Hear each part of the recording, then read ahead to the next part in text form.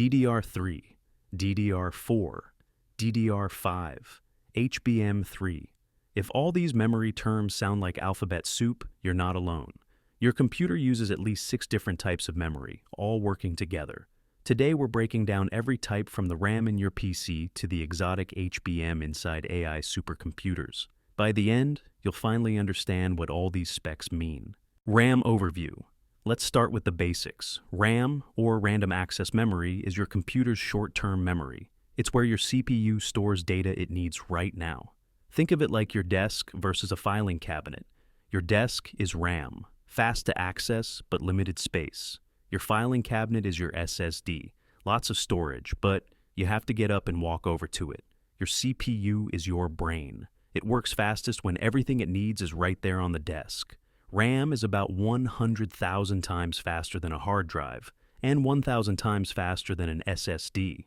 Modern systems typically have 8 to 32 gigabytes of RAM. When you open Chrome with 20 tabs, all that data sits in RAM for instant access.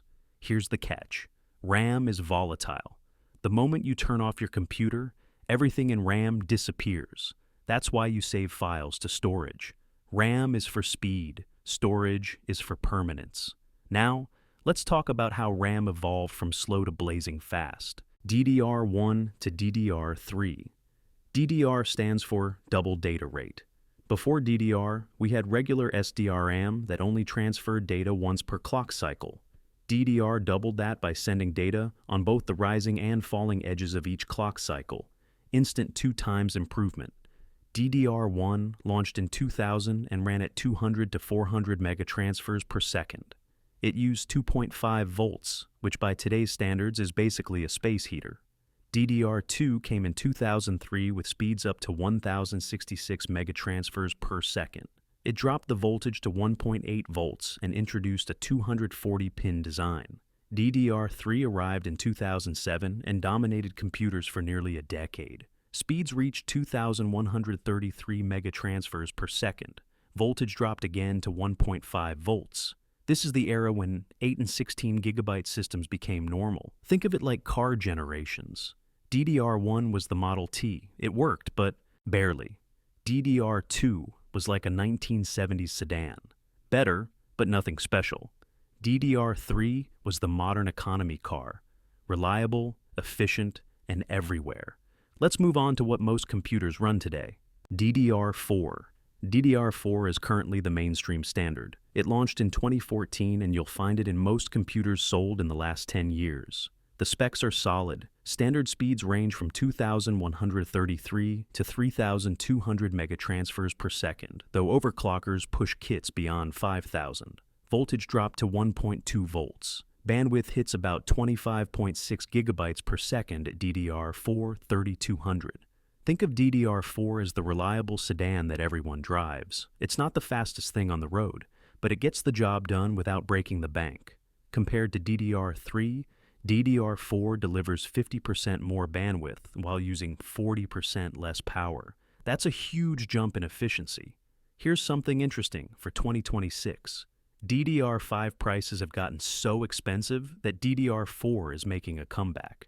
Many budget builders are choosing DDR4 systems again because the performance gap doesn't justify the price gap, especially at higher resolutions, where games become GPU limited anyway. Quick reminder, if you're finding this helpful, that subscribe button helps us make more videos like this. Now, back to memory. That brings us to the current cutting edge. DDR5. DDR5 is the sports car of system memory. It launched in 2020 with some major architectural changes that push performance to new levels. First, the speeds are insane. DDR5 starts at 4,800 megatransfers per second and goes up to 8,400 or higher. That translates to up to 67.2 gigabytes per second of bandwidth, almost triple DDR4.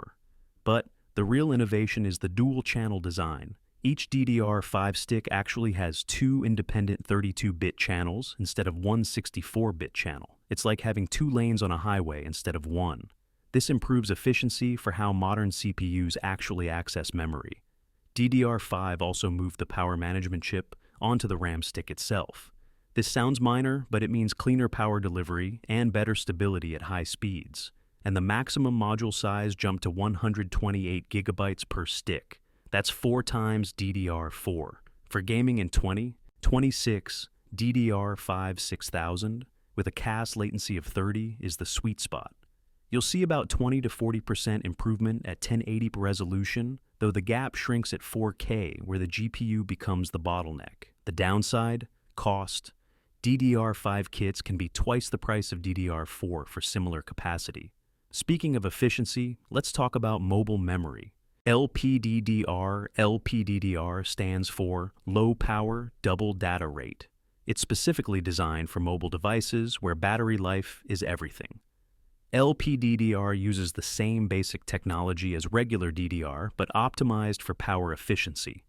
LPDDR5 runs at just 0.5 volts compared to DDR5's 1.1 volts. That might sound tiny, but when your phone runs thousands of memory operations per second, it adds up fast. The trade-off is that LPDDR is soldered directly to the motherboard. You can't upgrade it. When you buy a phone with 8 gigabytes of RAM, that's what you're stuck with forever. Apple's M-series chips in MacBooks actually use LPDDR too. They call it unified memory because the CPU and GPU share the same pool. This is part of why M-series MacBooks get such incredible battery life while still being fast. Current flagship phones use LPDDR5X, which delivers over 8,500 megatransfers per second while sipping power. Samsung, Apple, and Qualcomm all rely on it for their top chips. Think of LPDDR like a hybrid car. It won't win any drag races against a sports car, but it'll run all day on a single tank. Now, let's shift gears to graphics memory, GDDR and VRAM. Your graphics card has its own special memory called VRAM, and it uses GDDR, not DDR. Why? Because GPUs have completely different needs than CPUs. A GPU processes billions of pixels per second. It needs massive bandwidth to feed all those shader cores. GDDR is optimized for bandwidth over latency. It doesn't care as much about response time, just raw throughput. Think of GDDR like a fire hose compared to DDR's garden hose. You need way more water flow to put out a fire, even if it's not as precise. The latest is GDDR6 and GDDR6X. Standard GDDR6 runs at 16 to 24 gigabits per second per pin. GDDR6X uses a special signaling technique called PAM4 that sends 2 bits per symbol instead of 1, pushing speeds beyond 21 gigabits per second. For reference, a high-end RTX 4090 has 24 gigabytes of GDDR6X, delivering over 1,000 gigabytes per second of bandwidth. That's about 15 times faster than DDR5. When you run out of VRAM, your game starts stuttering because the GPU has to fetch textures from system RAM, which is comparatively crawling. That brings us to the most exotic memory type of all, HBM. Now, we enter the world of exotic memory. HBM, or high bandwidth memory, is what powers the AI revolution. HBM achieves insane bandwidth by stacking memory chips vertically. Imagine taking 4, 8, or even 16 DRAM chips and stacking them like a layer cake. Then you connect them with thousands of tiny wires called through-silicon vias, or TSVs. This stacked design allows for a much wider data path. Regular GDDR uses a 32-bit interface. HBM uses a 1024-bit, or even 2048-bit interface. That's why a single HBM3 stack can deliver over 800 gigabytes per second. NVIDIA's H100AI chip has 80 gigabytes of HBM3 across 5 stacks, delivering 3 terabytes per second of aggregate bandwidth. That's about 50 times faster than DDR5. Here's the problem. HBM is incredibly expensive to manufacture. Those TSVs require perfect precision. One misaligned connection and the whole stack fails. Only 3 companies can make it: Samsung, SK Hynix, and Micron. In 2026, we're facing an HBM shortage. AI demand is so high that chipmakers can't get enough HBM to build all the GPUs they want. It's the bottleneck constraining the entire AI industry. But there's an even faster type of memory hiding inside your CPU. CPU cache. Here's a secret. The fastest memory in your computer isn't RAM. It's the cache built right into your CPU. Think of cache like having sticky notes on your monitor versus files in your desk drawer. The sticky notes are right there. Instant access. That's cache. The desk drawer takes a moment to open. That's RAM. Cache is organized in 3 levels. L1 is the smallest but fastest, about 32 to 64 kilobytes per core, but it responds in just 4 clock cycles. That's roughly 100 times faster than RAM. L2 is larger, usually 256 kilobytes to 1 megabyte per core, slightly slower at around 10 to 20 cycles, but still incredibly fast.